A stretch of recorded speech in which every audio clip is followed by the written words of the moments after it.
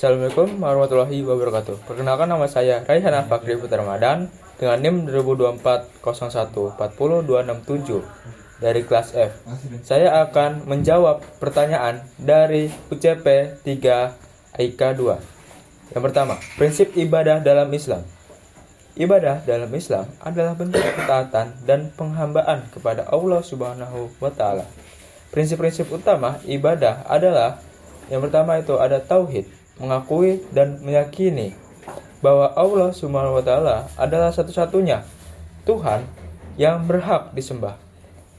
Yang kedua, ketaatan, melaksanakan segala perintah Allah dan menjauhi larangannya. Ketiga, ketundukannya, yang bersikap rendah hati dan tunduk kepada Allah Subhanahu wa Ta'ala dalam segala hal. Yang keempat, kesungguhan, melaksanakan ibadah dengan penuh ikhlas dan ketekunan.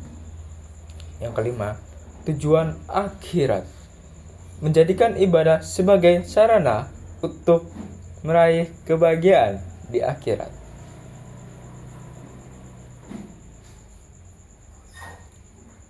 Hukum yang kedua, hukum meninggalkan sholat menurut para ulama dari 4 mazhab yang ada. Hukum meninggalkan salat menurut para ulama dari 4 mazhab yang ada adalah haram. Meninggalkan salat tanpa alasan yang sah adalah tindakan yang sangat berat dan tidak dapat menyebabkan dosa yang sangat besar.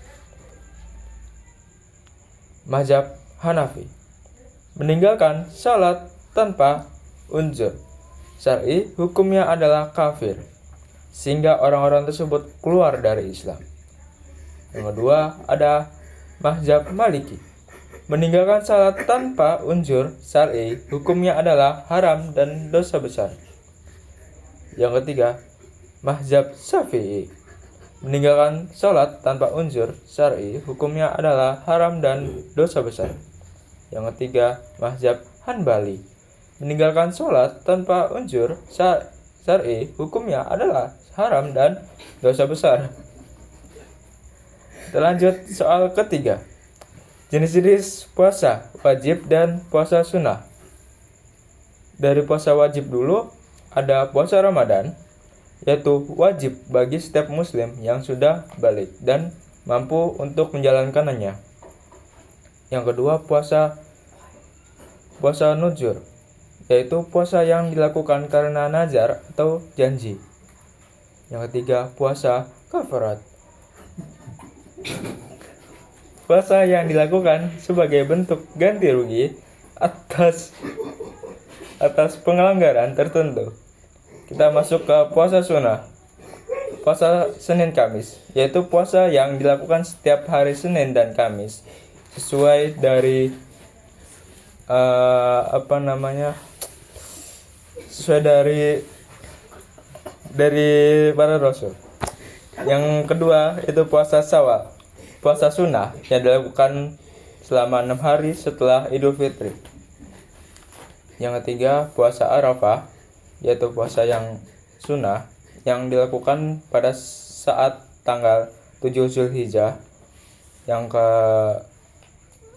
keempat tadi puasa Tarwiyah, puasa sunnah yang dilakukan pada tanggal 8 Zulhijjah. Yang kelima ada puasa Daud, puasa sunnah yang dilakukan dengan pergantian, 1 hari puasa dan 1 hari tidak puasa. Pertanyaan keempat, definisi dan perbedaan zakat fitrah, zakat mal, infak, sedekah, dan wakaf. Perbedaannya yaitu zakat fitrah, zakat yang wajib dikeluarkan oleh setiap individu umat muslim yang mampu setelah melaksanakan puasa Ramadan. Yang kedua itu zakat mal, zakat yang wajib dikeluarkan atas harta yang mencapai nisab dan haulnya. Yang ketiga ada infak, pembelian yang diserahkan kepada orang lain dengan tujuan kebaikan. Yang keempat, sedekah, pembelian yang diserahkan kepada orang lain tanpa syarat tertentu. Yang 6. Wakaf. Harta yang diwakafkan untuk kepentingan umum seperti masjid, sekolah, dan ataupun tempat ibadah lainnya. Kita masuk ke pertanyaan kelima. Tata cara perhitungan zakat mal, zakat perdagangan, dan zakat pertanian.